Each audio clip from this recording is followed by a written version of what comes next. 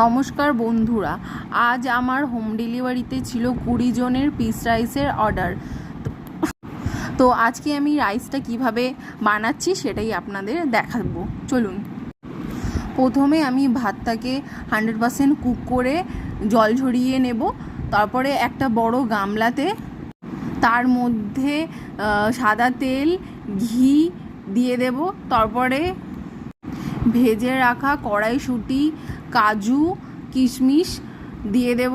তারপরে কিছুটা ভাত দিলাম, তার ওপরে গরম করে রাখা ঘি, সাদা তেল ওপর থেকে ছড়িয়ে এবার কিছুটা ভেজে রাখা কড়াইশুঁটি, কাজু, কিশমিশ ওপর থেকে ছড়িয়ে দেব। এরপরে বাকি ভাতটাও ওপর থেকে দিয়ে দিলাম। এরপরে বাকি থাকা তেল, ঘি, কাজু, কিশমিশ ভাজা সব একসাথে দিয়ে আস্তে করে খুন্তির সাহায্যে মিশিয়ে নিলাম। আমি এখানে কিছুটা চিনি অ্যাড করেছি, আপনারা আপনাদের স্বাদ মতো অ্যাড করবেন। আমাদের পিস রাইস একদম তৈরি।